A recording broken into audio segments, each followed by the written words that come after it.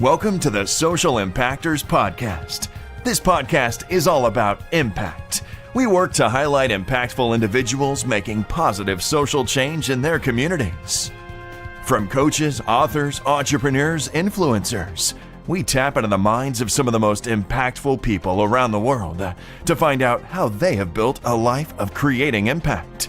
Now listen in and be ready to go on a journey of enlightenment, motivation, and awe. Social impact everywhere. Hello, my fellow social impactors. Today we have another episode of the Social Impactors Podcast. And today we have special guest Corey Blake. Now, Corey Blake is a former professional actor who excelled at telling the 30-second story, who is shifting over to the business storytelling, making that shift over a decade. He's also the founder and CEO of Roundtable and the publisher of Conscious Capitalism Press. So, Corey, I wanted to take 2 seconds right now to just really thank you for being on the show with me today. Oh, it's a pleasure. Thanks for having me, Avery. Yeah, and I'm excited to delve into your mind a little bit because you come from so many different backgrounds that it's going to be really interesting to get your view on social impact and what that really means. Well, I appreciate that. I'm excited to have the conversation. So the first question I have for you then is just a little bit about you. And I want to know, who you are, what you do, and why you believe you're a social impactor. Sure. Thanks for the question. I certainly haven't always been, as I think many of us haven't been. But my career did start off in Hollywood as a commercial actor. And for many years, my gifts and talents were used to encourage kids to drink soda water and stuff cheeseburgers into their faces. Love it. And eventually, had to come to terms with that reality that this is not really what I was meant to do. And had to go through a multi-year temper tantrum of realigning my life, during a confusing time when financially things were very fun, exciting, and a lot of free money was showing up in the mail as projects I was working on were being highly used. But I was kind of in that inner lack of alignment process. And so I think the instrumental way to kind of share that transition is to say that I'm a huge fan of a guy named Harold Clurman, who founded the group theater in the 1930s that eventually became Broadway and then Hollywood. And he has a quote that I paraphrase, that the truth is bitter. It's like castor oil. We don't want it. It's hard to swallow. So we open their mouths with entertainment and then we pour it in. In my previous life, so to speak, in Hollywood, I was not taking responsibility for what I would pour into people when I was using entertainment to emotionally open them up. And so this second half of my career, the founding of Roundtable, being a business storyteller, has centered all around owning that responsibility, that once we do have people in a space where their hearts and souls are opened, we are filling it with things that will improve the planet. Let's talk a little bit about that shift.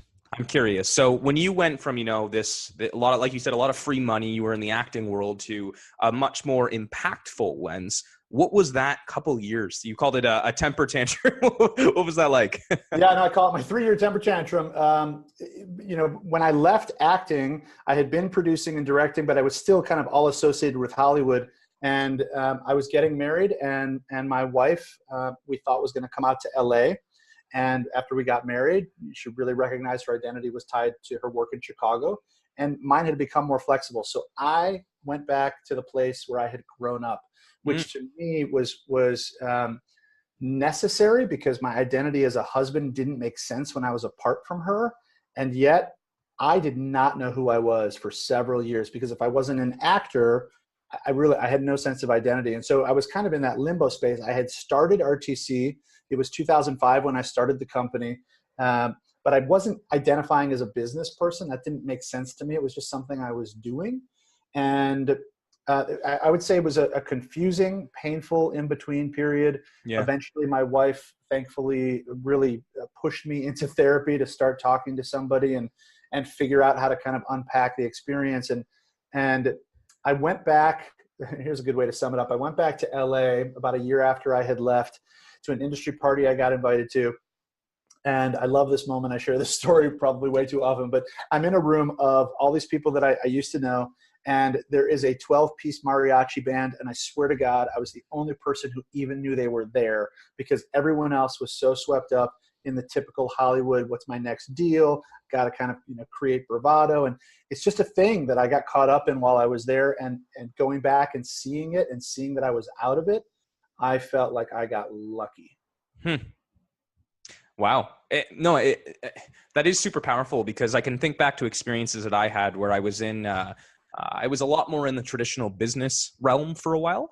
And it's fun because it's a lot about relationships and capacity building, but I got out of it and got really into the social impact world, and into, impact investing and generally just being a good human.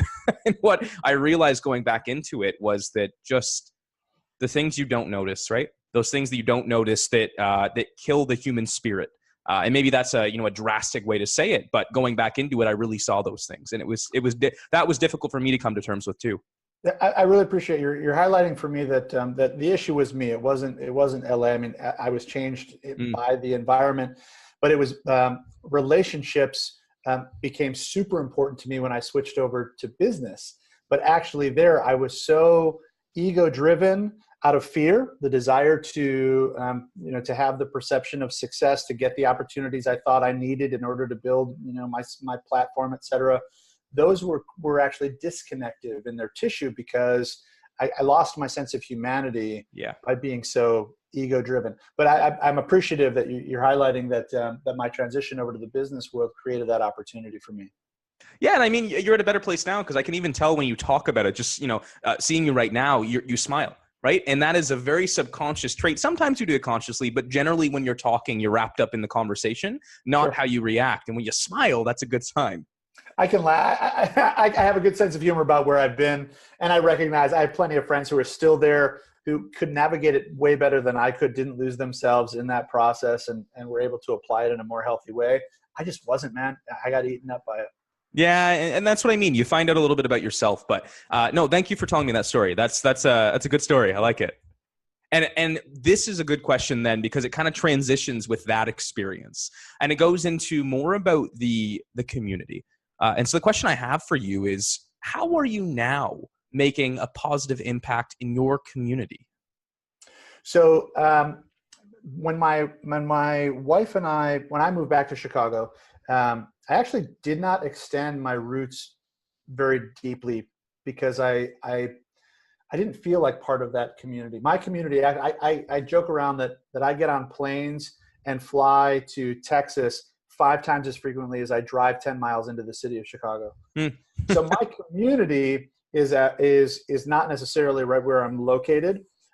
We don't have a super deep community where we are. I do a lot of traveling, but my community is oftentimes people in the conscious capitalism movement, people who are part of the Stegan Leadership Academy that I'm highly involved in. There's a number of groups, small giants that I'm involved in. Social Venture Network that's become Social Venture Circle. I've got a tremendous number of friends in there, and I was a part of that community for a long time. So all of that I consider my community, and I think my place in all of this, I tend to be a stand for wholeness, right? We're all on that journey to creating more dimensionality in our world, to expressing ourselves more fully so that we can show up with more, what I term as actual power, right? Like the more whole that I am in the work that I do, the more impact that I can have. And so I'm oftentimes in that space of supporting people who are recognizing aspects of themselves that need to be reintegrated, or honoring maybe a shadow side to their superpower that by knowing and being authentic and honest about, they can leverage to create more choice and more awareness, right? So it's oftentimes I'm a stand for transformation for folks, helping them to own more, live more fully within their work so that the impact that they have is exponentially greater. You said 2 really interesting things there that I want to delve into more. One was conscious capitalism. Would love to get your opinion on that. And then the second one was you talked about people's superhero traits, right? Who they are. Sure. And I don't remember the expression you used exactly, but I want to delve into those 2 things more. Is that okay? Yeah, absolutely. Okay, let's do it. So let's go conscious capitalism first. Okay. So I had my first intersection with conscious capitalism in 2014. One of my clients was the owner of a fast casual restaurant with several hundred locations. Really interesting, fascinating, big brand guy. And he one day he just said to me, "You need to go to this next Conscious Capitalism CEO Summit." He said, "Don't ask any questions, just pay the fee and go." And he had been teaching me this principle he calls the yellow brick road, which I interpret as when someone that I care about and respect tells me I should do something, I should do my best to shut up and try and do it. Yeah. And so I went to this CEO Summit and had the initial experience I think a lot of people have when they go into a new space like that of what the heck am I doing here? Who am I to be here with these folks? And then by the end of that, I had this incredibly strong desire to be of service to that community. And I have made sense of it in that I think so many of those folks have invested incredibly heavily in their intellectual capacity. MBAs, right? Lots of business, a business lifestyle, ability to drive results and create impact. And here I was coming into this space with a theater degree, a guy who had, worked in LA as a storyteller, as an actor, and then eventually who kind of fell into business without expecting it. It wasn't part of my strategy. So I had been, aware of my own embodied experience. I was a dance minor. So I have capacity in ways, and I've invested in capacity that is different from what a lot of these folks in the conscious capitalism space possessed. Both are really valuable, right? But in the conscious capitalism spectrum, both are necessary. So I felt this incredible desire to serve the community and support people on the consciousness portion of their journey, while I also wanted to be there to learn from the capitalism side that came more intuitively to some other folks. Ultimately, the movement on the whole, I think is a stand for doing well by doing good, right? Ensuring that we're not totally profit line driven, the stakeholder orientation, everyone in a business relationship ideally is winning, right? Those kinds of mentalities. And I'm really taken, of course, with conscious leadership and conscious culture. What does it mean? What does it require of us? Because it is incredibly complex and not easy to attain, right? There's so much to learn in order to do it well. Yeah, no, I mean, the conscious capitalism movement for me is just, we've kind of talked about this, just being a good human, but it's also being much more aware of our actions and those outcomes, those results that happen. And I think that, social impact and social driven businesses are exactly what that is, right? You have to look at the holistic success of anything. It's never one-sided. Everything's complex, and that's the issue, right? It requires so much thought and so much reflection in those situations that it can be difficult to do. But once you do it, the results are always better. They always are. I love that. I mean, the question of what does it mean to even be good, right? I mean, if we poll an audience and ask which of the half of you are on the less good side, like nobody knows. No. And if know, they're probably not admitting it, right? Yeah. Like, we all I think come with good intentions, and reality is that a lot of our behavior is not in support of what we might want to be in the world. That's just a human condition, right? So in many ways, I think conscious capitalism is putting into the forefront the conversation that this is a lifestyle education, constant investment to improve ourselves so that we can improve our businesses and the lives of the people that are impacted. Yeah, no, exactly. That's exactly it. And it's always a continuous process, right? We live in this systemic, this traditional system that really is based off of one outcome. It's based off of a profit, right? It's based out of one shade of what you should be doing. And so you're working in an existing system that understands one aspect of it while trying to do different aspects. So it's that continuous process of just becoming a little bit better every day. And I mean, that's all we can really do. We get better every day and just realize that we have to. I appreciate, right? It's the combination between intention and surrender. Yeah. Right. There's only so much we can do. We have to tend to family. We have to take care of ourselves and our own humanity, while we're also being as cognizant as we can about the decisions that we're making within the context of the business. I find that polarity between intention and surrender to be just fascinating and complex. And I certainly wish it was easier for me to be comfortable with surrendering more frequently, because I actually think it creates more opportunity. Yeah, that's a difficult one for me too. It's hard. It's really hard. So let's go into the second point then. I want to know more about what you meant by, people's superhero traits or being a superhero. What do you mean? So based on the kind of work that we do, a big portion of our work is supporting people in writing the book that they're born to write, but we do a lot of transformational organizational storytelling. Like if we revise the stories, we get different behaviors and then we get different results, right? All of that, that process has taught me that if we investigate into our origin story moments that are originated from pain, that's where we find these superpowers are born. Right. So as an example, when I was 5 years old, the first 5 years of my life, my mother, I have a Jewish mom. So I got all of her light and all of her love and all of her energy. And I thought I was here. I was the only thing that mattered. The universe literally, moved around me in my 5-year-old mind. And I was here to do something special. I was special. Right. And that period from 5 to 6, my mom was struck with really severe depression and what we would now call bipolar disorder. Very human thing to go through. And at the end of that year, she was on the right medication and her light turned back on as bright as ever. So on both ends of that year of my life, like all that light is being poured into me, built my confidence, right? I'm somebody who will speak up and voice things. But that year was the birth of my gift, because the person who had been the safest in my life became the most dangerous and the most volatile. So I had to learn how to read the energy of a room to know if I was safe as a kid. I didn't know what I was doing, right? But I'm reading my dad, I'm reading my sister, I'm feeling the energy of the house in these very weird, intuitive ways. What is the sound of my mom's footsteps around the house tell me so much, right? So I'm learning to pay attention to all these things. And I also had to learn the difference between the language we use, everything's fine, sweetheart, and right, reality through behavior, things are really messed up right now.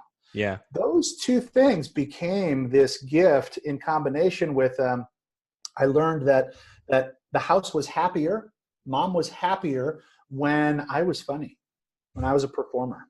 Okay. So that was right. A lot of us who are performers, I think, have a similar kind of birthing moment, right? Like we use it as a strategy. It's a survival technique. So all of us in life creates these survival strategies.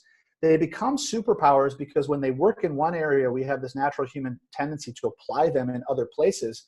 And we find that they work in other places, not every place, but in lots. And I think what tends to happen over time is we come to this belief that they work in all situations, which is of course not true. Yeah. And that becomes right. So eventually we have an opportunity to look at what's the shadow side of my superpower. My superpower is that I can help. I know how to help people feel special. My mom did that for me. It's very intuitive for me. I can find what is beautiful about another human being. Where I have to be careful is that there's a shadow side to that, which is that if I have a desire or a want, I can use that in a manipulative way without realizing I'm even doing it, right? If it's my default for all situations, there are times when it gets used in ways that are damaging to relationships. So all of us have these kinds of survival mechanisms that we've developed in Gestalt theory that I'm a big fan of. We call it a creative adaptation. How did we adapt to life creatively? It's a power, and we don't want it to go away, right? For the right job, it is a brilliant talent and tool that we can use, but we also have to be really careful and make sure we're learning how to flex other muscles so that we have choice, and that way we use the appropriate tool for the appropriate situation. So huge fan of the superpower talk and or the conversation around that, and the recognition of the importance of recognizing the shadow side of that. Organizationally, it exists also. It's born from the cumulative superpowers of the people who have come together. There are shadow sides all over the place. Organizationally, the more that we can pay attention to those, the more impact that we can have by being authentic, right? And not being driven by these forces that we're not even realizing we're driven by.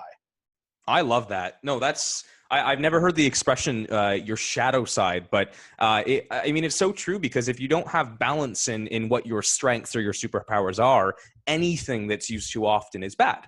That's just, a basis of balance in the world and basis of balance in yourself. And I remember many times, I'm a little bit of an empath, right? I can feel emotion quite well. And like you, I can read a room, but it's very easy for me to know how to diffuse situations.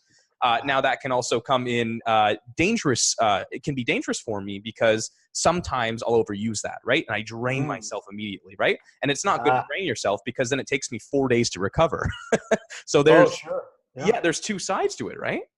Absolutely. And I think both of us, any superpower can be used to rescue people. Well, as soon as we rescue people, we make ourselves the hero, and that makes them the victim. Yeah.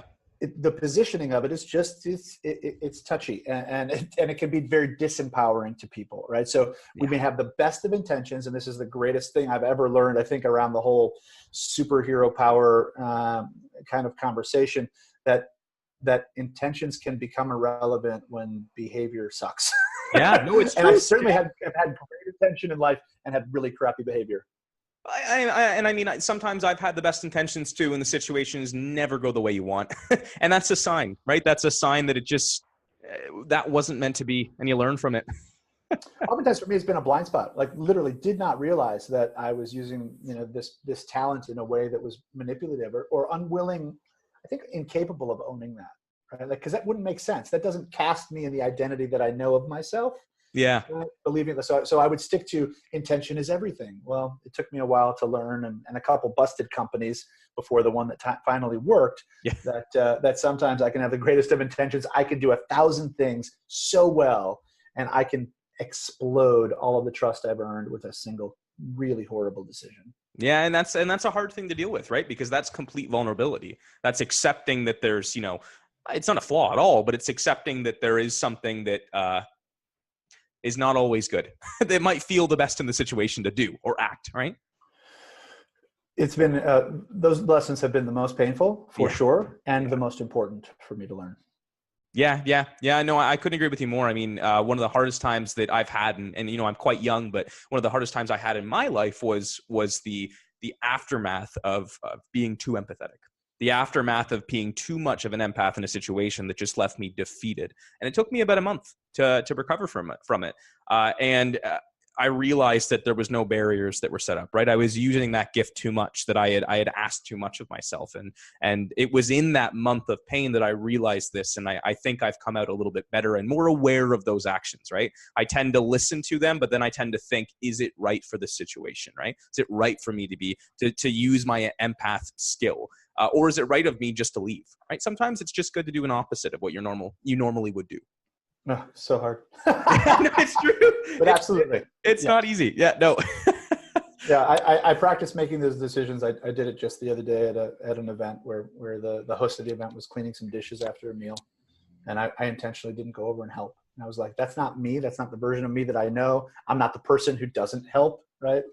Like, and yet I'm being intentional about expanding my choice and seeing how it feels like just experimenting with that stuff.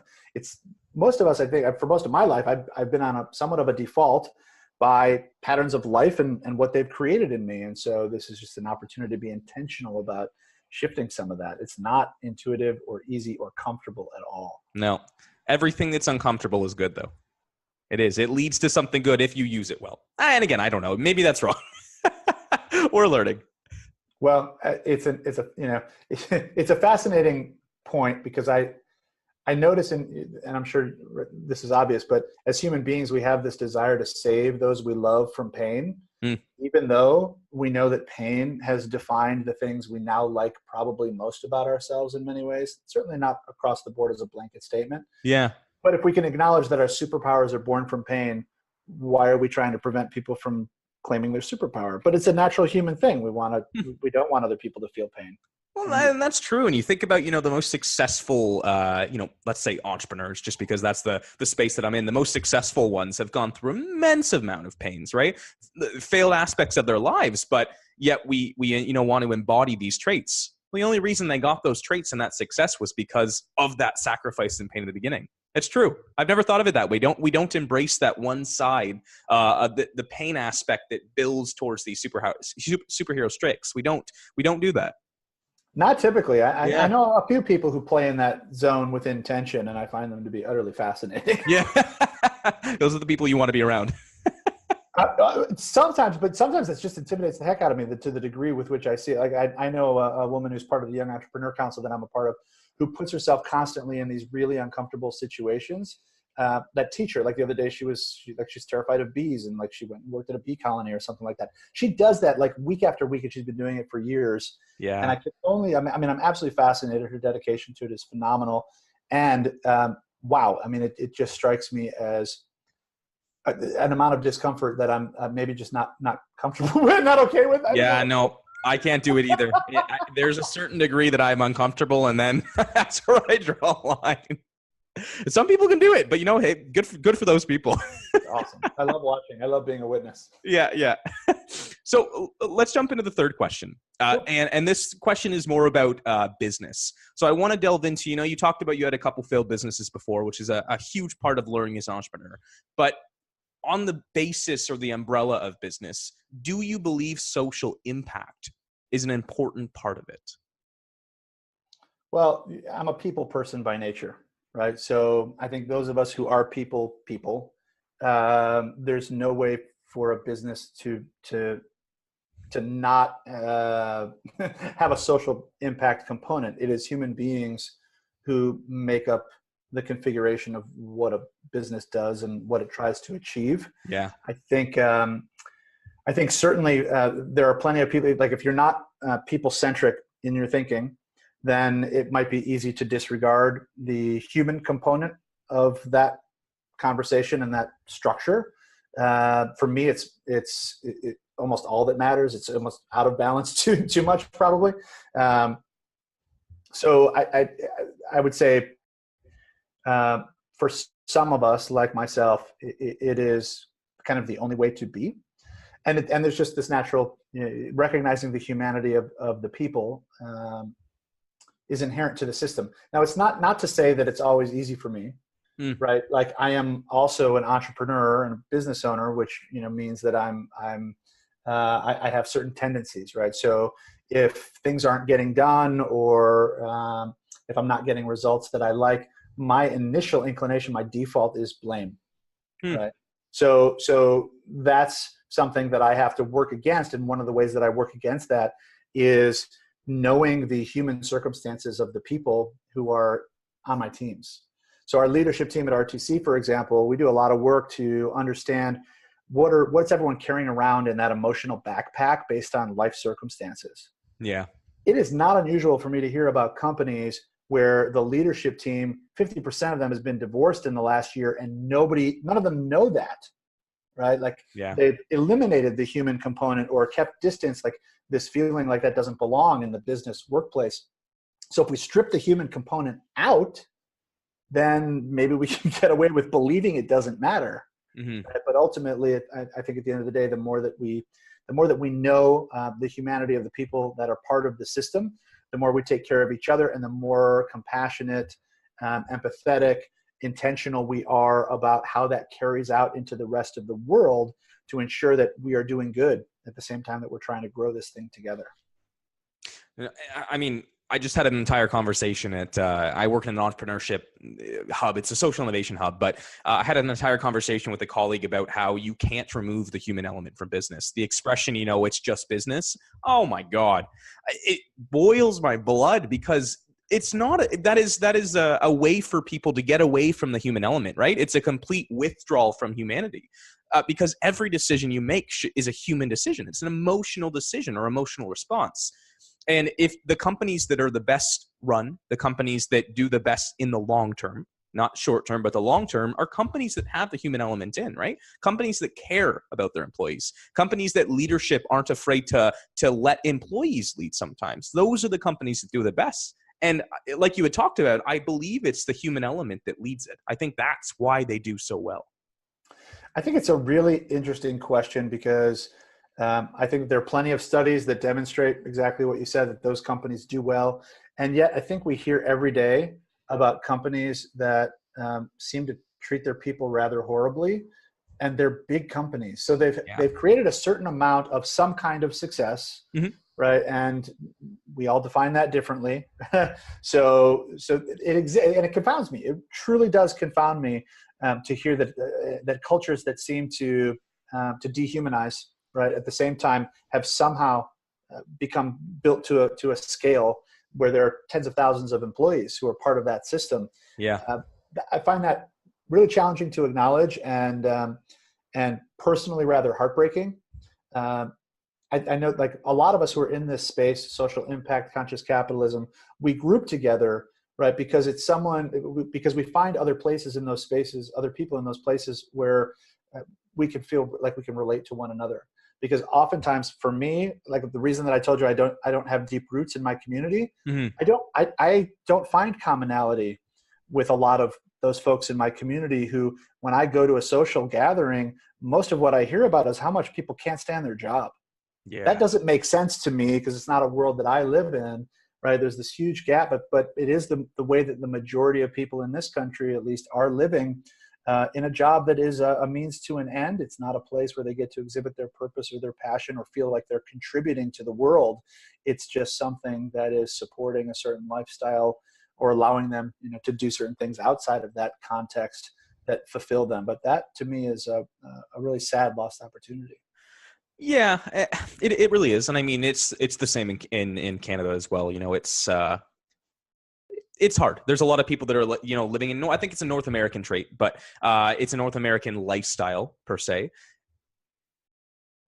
But I think those businesses that, are these large 10, 20,000 employees that have this dehumanizing element, I really think that they've built that system because of traditional rules and systems that were in place, right? For the longest time, that idea that, business is business existed. That was how business was done. And I mean, we had one element of profit that, led to an entire revolution, of industrialization and led us to this way. But it also, without us knowing, led us to destroy our planet, led us to destroy the environment that we live in, disconnected humans more than ever before with technology, right? We missed those elements. So I think it was because we were really one-shaded. I mean, this is just my personal opinion, but we really looked at the world in one lens, which was we need these things that build us into, a monetary success. And that's how we defined success as a whole. And now we're finally realizing as, I think as a human, as human species, as people, that just isn't true, right? We have, ways to connect, but we're more disconnected than ever before. We have ways to build environment up, but we still don't. Right? I think the challenge is not vilifying profit, because profit does help power, right? All these other things that we want to do, and there is sometimes a desire to make that thing bad and swing over the pendulum, too far in the other direction. I think in many ways. The Me Too movement, in many ways, that's one of the outcomes is there's a lot of talk about everything that's wonderful about being a woman and horrible about being a man. And there are plenty of things that are represented on both sides of that. Ideally, right, getting to a place where we are focused on what are the upsides of both and creating systems, right, that celebrate that. Similarly, with profitability and impact, right, creating some kind of virtuous cycle where we're getting the best from both with as little of the downside as possible. Not easy. No, not at all. Complex. It's very complex. Yeah. Yeah, I can see you processing that. What else do you say? No, it's true. But it makes me happy seeing these movements that exist, right? Like conscious capital, talking about, social impact and just impact investing. These movements are bringing human elements back into business realms. Yeah, I don't know how fast we're doing it. I have a little bit of bias because most of my circles now are in these spaces, so it feels like so many of us are. I don't know the reality, but certainly we're constantly seeing ripple impact. I think there's a lot to feel good about as we continue to strive for more. Yeah. And I mean, I can give you an example of how I think it's just blown my mind how people are using impact related things or social impact to better the world. There's a gentleman that I interviewed, and he runs a business in Ghana. And what he does is he basically sponsors students that are the highest in their grade, and he sponsors them by paying their entire university. And what he does is he takes a small percentage at the end of it when they get a job, but he basically pays for their entire schooling. He pays for them a monthly rent and basically a stipend for their food, so they have no expenses during this time, so they can really focus on their academics. And then at the end of it, they get a small percentage, but he's just brought those people to, the potential of not getting to the place they want to giving them the opportunities to, right? And this is across the world. And he's from North America, right? So these things are happening, and that's very, very different because he's bringing better returns for his investors while also bringing the human element into helping someone, right? He's helping them by leading them, but not controlling their destiny. And I think that's fascinating. I do too. I appreciate also that it's playing the long game, right? It's not an immediate return on investment. You got to put someone through their education and get them onto an earning track before there's a return at all. And education is rather expensive, so that's a wonderful long-term view. Yeah, and I mean those things are happening more and more, but I think I'm also a little bit biased. So let's jump into the last question. And the last question is about your advice. And so, what is your advice, or rather, what is that advice for other people? Maybe the viewers here, maybe your community, whoever you interact with. What's your advice for them to begin making a positive impact in their communities? I'm a firm believer that it does start with the self, and personal development is a lifestyle choice. So I'm somebody who I'm not internally motivated in the same ways that I might be externally motivated. So to like the difference between I won't go to the gym and work out myself, but if I have a trainer and I have an appointment to make, I will show up and I will give it my all during that time if I'm directed. Like I'm a great actor when there's a good director. Right? Yeah. So I treat learning the same way, which means I always have to be in a program. If I'm in a program, I will show up, I will do the work, I will get the value, right? I'll improve myself. So I'm a believer in figuring out what that is for yourself. Some people can be really self-motivated. Other people need my kind of trajectory, whatever that is for you, ensuring that you are making some kind of serious commitment on a yearly basis, year to year. Like, what am I doing that as long as I show up, I am guaranteed to grow in my capacity as a human being? All of that ripples and flows into the work that we do together. And particularly for people who are leading other people, that kind of example carries over into everything, inspires other people to be on a similar path. If you can then even invest in or support your other leadership team members in being part of that kind of work for themselves, then you create a culture where that becomes the norm. And that just increases the potential for what you all do together. So I'm a huge fan of it. We do it at our company. I do as much as I can, probably sometimes overcommit, but I've been on that path for many years now. And I think I can see the correlation between the business growth and my individual growth. And it's easy to see that I'm ultimately the thing that holds it back the most. Well, and I love that. I love that.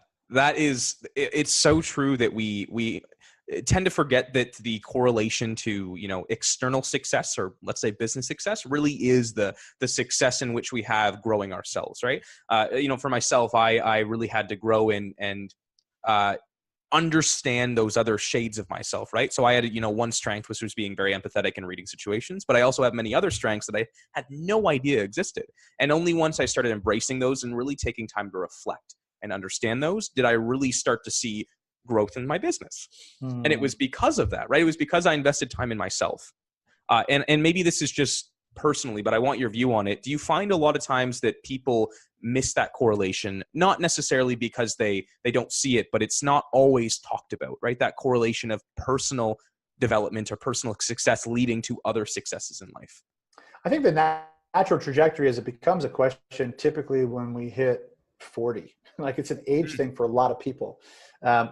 I see most of the folks that I know that are in their 20s and 30s, as I was at the time, are very achievement oriented. I like to get things done. I like to move fast. I like to hit the goals and create that form of success.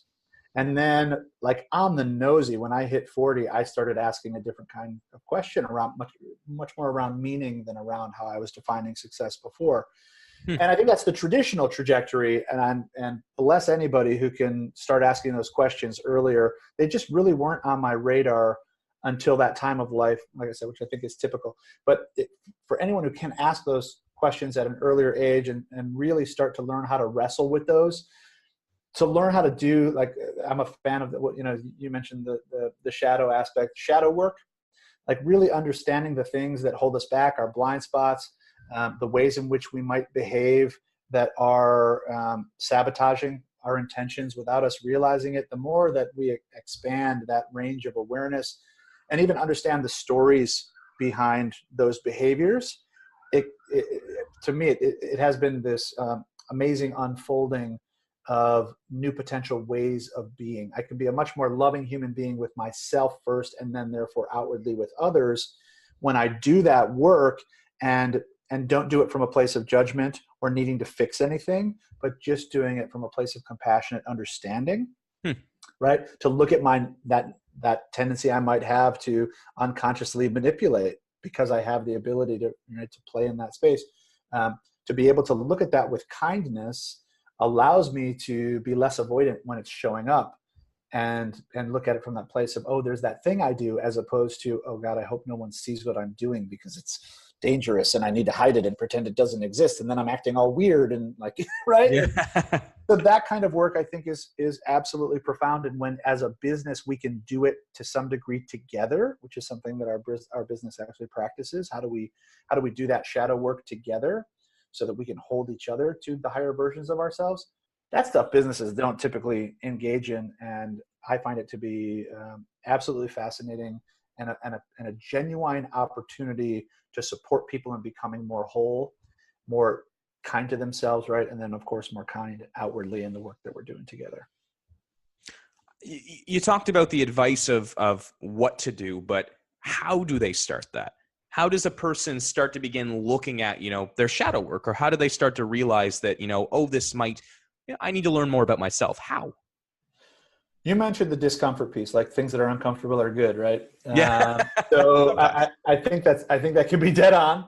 You said all the time, and I did that. That's true. I love that you said it. I had that resistance too, but I was like, no, it's probably true. It'd be hard to rationalize, and yet whatever. But all I can say is I can share a little bit of my trajectory in just a few sentences here. The first time that I did something like this was with Michael Gerber, who's the author of the E-Myth. He was putting on this small intimate event called In the Dreaming Room. And it was a $3,000 cost. And at that time, our business was much smaller. Spending that on my own personal development was very hard to make sense of, right? It was irrational. And yet I felt like I was supposed to do it. And I felt moved to take myself out of my comfort zone. And that experience was the first in kind of unlocking an awareness around the power of writing big checks and then showing up. So today, I'm a part of I mentioned the Stegan Leadership Academy, and that's a place where I do a fair amount of studying. It's a much higher price tag to do that kind of personal development work. It's catered to CEOs and presidents. It's a lot of personalized attention in a really serious environment that also has a spiritual component to it. I've done a bunch of studying at the Gestalt Institute of Cleveland, which is less pricey. It's not CEO kind of pricey, but it's more than In the Dreaming Room, and putting myself in an 18-month program, where I went and did that, and with travel and whatnot, it's not cheap, et cetera. So for me, it's not necessarily what the program is, because there are lots of programs like this, but it is the willingness to invest in myself and consider it an investment, not an expense, right? To the framing of it, I think is really important. Playing the long game in your own personal development. Yeah.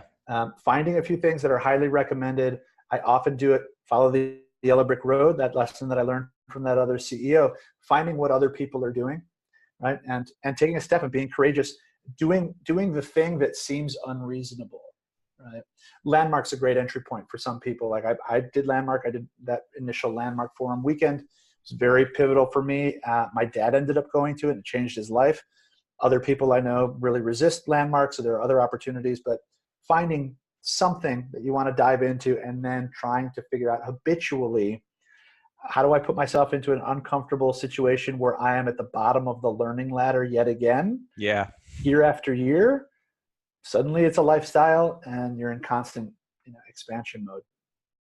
Yeah, and that's not always easy. As much as I talk about this uncomfortability, it's not always easy. And I think that's the beautiful thing about it, is that it's a constant reminder that there's always something to learn, right? The uncomfortability, if you really open that up, if you open up the envelope with it, it really is that I have no awareness of this, right? I don't know what this is. And that's the biggest amount of learning you can do. It's when you don't know anything at all.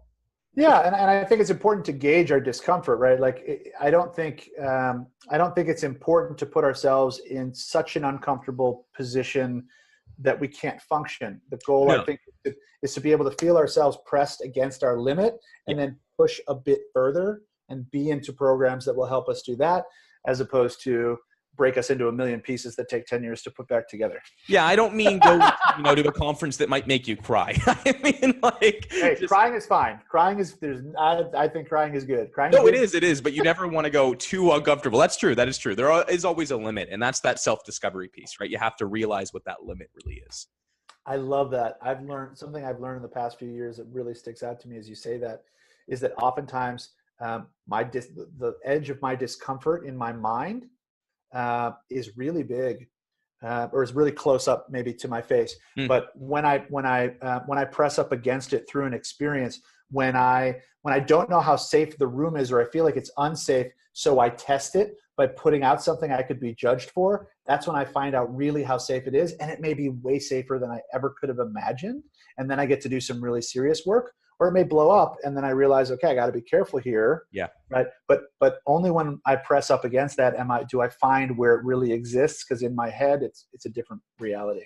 No, and that's that hard part, right? Yeah. It's all about learning, and you have to test. You have to do that. Action part is severely important. Yeah. Without it, you don't know. Yeah, no, that's true. That's true. Corey, I just wanted to say, thank you for taking time today to be on the podcast. That's all the questions I have, but I want you to leave, one remark from you, or just something that you can say that will connect people with you. What's the best place to find you? What's the best place to learn about Corey Blake and everything that you've done, and maybe about your books too? Where can viewers find that? People can find us at roundtablecompanies.com. If something that I've shared is resonating, we've got an offer at roundtablecompanies.com/purpose. It's a 30-minute guided meditation that I love delivering, that leads people, kind of avoids the intellect approach to what am I here to do in this world, and creates this experience where people find it without realizing what they're doing until they've found it. And I would love for people to have access to that. So they can find that there. Consciouscapitalism.org and Conscious Capitalism Press can be found there for people who are interested. That's amazing. I'm going to link that in the body of this as well, and in the comments, so people can find it. And I just want to say one last time, thanks for being on the show, man. It's a pleasure, Avery. Thanks for having me. This was really fun.